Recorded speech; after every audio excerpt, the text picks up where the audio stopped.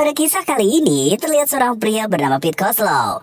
Dia adalah seorang mantan narapidana yang direkrut menjadi mata-mata oleh FBI. Ia nampak sedang mengerjakan sesuatu, lalu menyelipkan barang tersebut ke dalam pakaiannya, yang memberitahu jika target mereka akan tiba dengan membawa 6 kg narkoba jenis fentanyl. Namun kali ini, panggilan datang dari kawan gangsternya yang bernama Staszek. Kozlow juga digambarkan sebagai seorang suami sekaligus ayah yang bertanggung jawab. Kozlow juga tak lupa menitipkan kunci pada istrinya yang bernama Sofia. Di waktu yang sama, agen FBI bernama Wilcox nampak sedang memberi arahan pada petugas lainnya mengenai penyergapan yang akan dilakukan pada target mereka.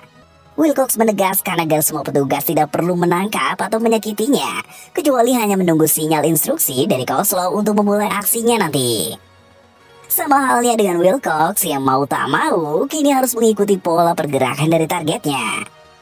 Setibanya di tempat transaksi, Kozlow yang menjalani perannya dengan sangat baik malah mendapati adanya kejanggalan pada calon pembelinya kali ini.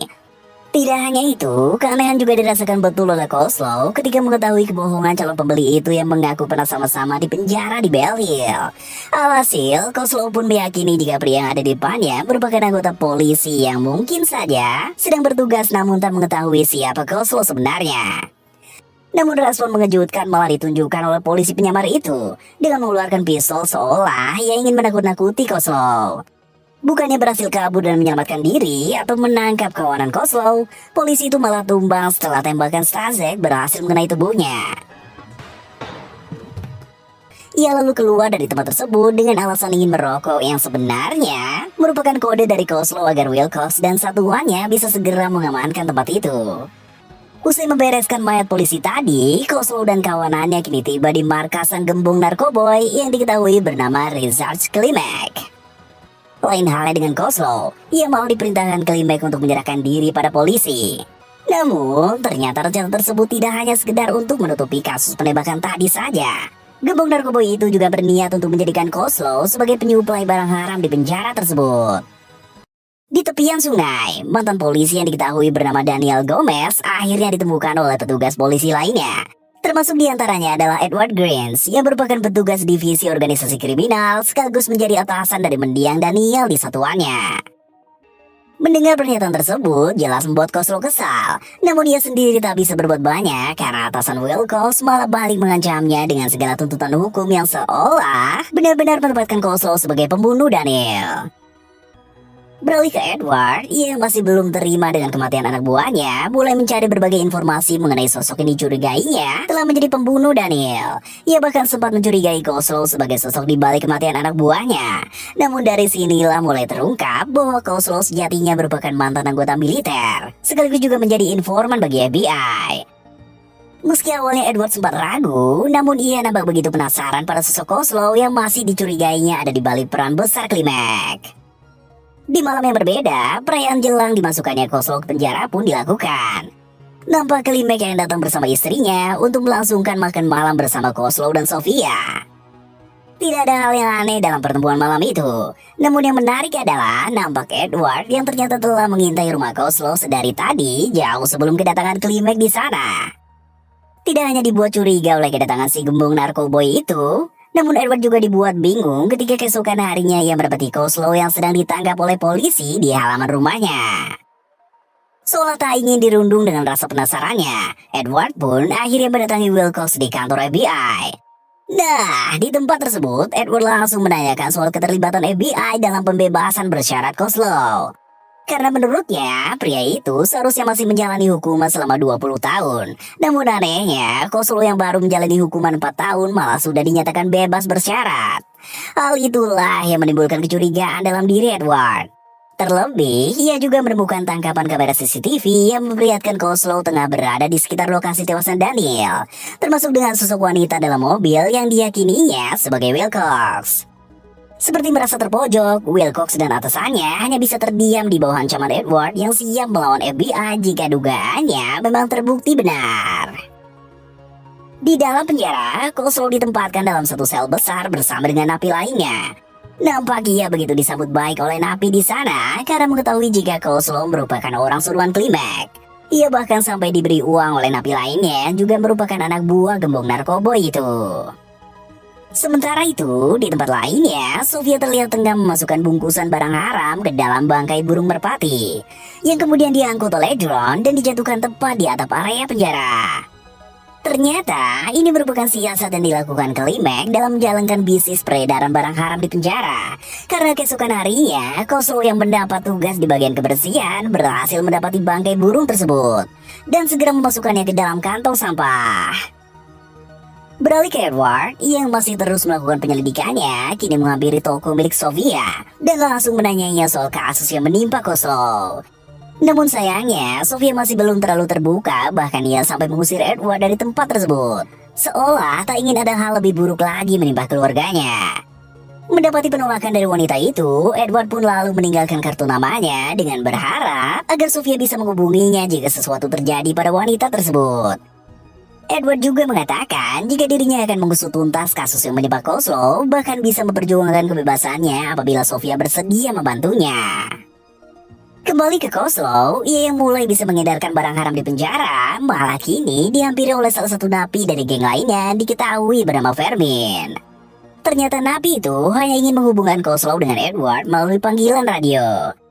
Dari sinilah Edward secara terang-terangan mengatakan jika tak lama lagi ada geng lainnya di penjara yang akan menghabisi Koslo untuk memberikan informasi apapun mengenai kematian Daniel. Perkataan Edward nampaknya bukanlah sekedar gertakan saja. Karena tak lama dari itu, Koslo pun digiring ke salah satu ruangan dan langsung dihajar tanpa ampun oleh sejumlah napi lainnya. Termasuk salah satunya adalah petugas sipir penjara. Pria itu bahkan sampai digantung pada sebuah tali untuk membuat siasat seolah kematian Koslo merupakan tindakannya sendiri.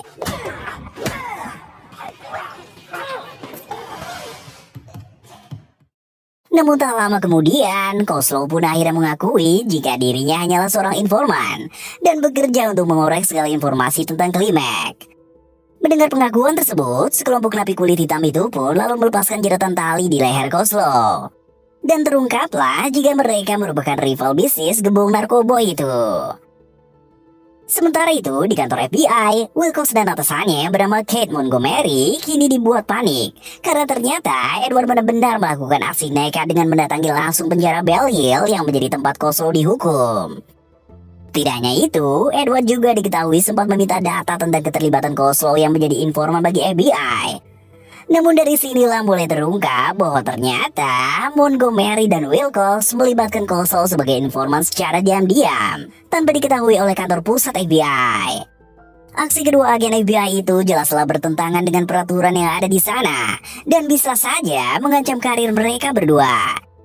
Namun sialnya, Montgomery malah menyuruh Wilcox untuk melenyapkan Koslo.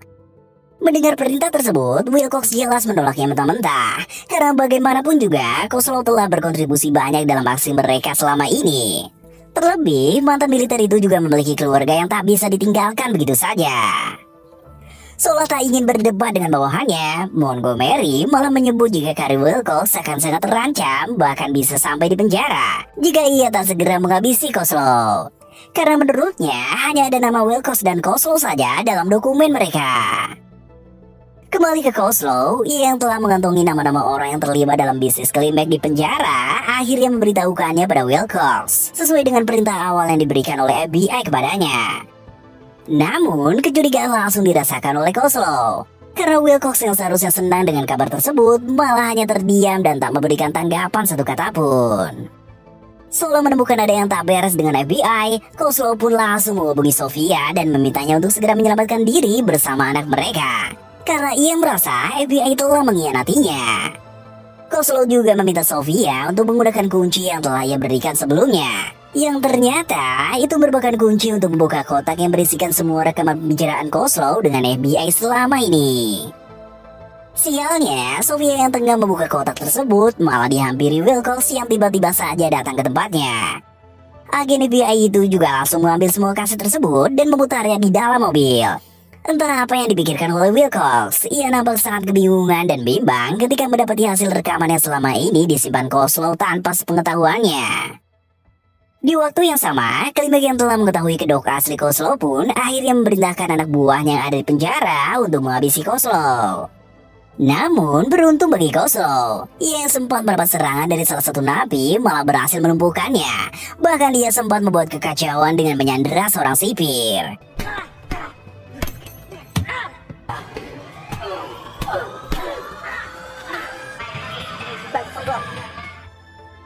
Sementara itu, Stasik dan anak buah Klimek lainnya kini terlihat tengah mendatangi Sofia. Kedatangan mereka bertujuan untuk melenyapkan istri dan anak Koslo dengan membakar rumah tersebut.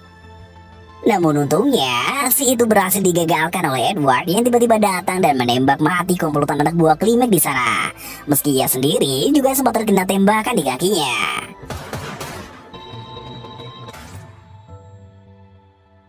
Kembali ke Koslo, ia yang telah terkepung malah dengan cerdik menukarkan pakaiannya dengan seragam sipir yang disandaranya tadi untuk mengelabui sejumlah petugas yang akan menangkapnya.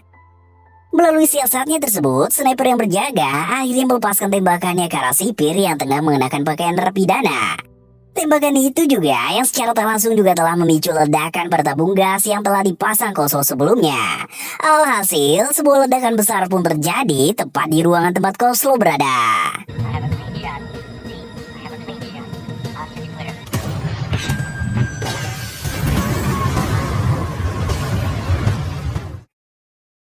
Beruntung bagi Koslo, ia yang sempat berlindung dari ledakan tadi akhirnya berhasil selamat setelah mendapat penanganan di dalam mobil ambulans.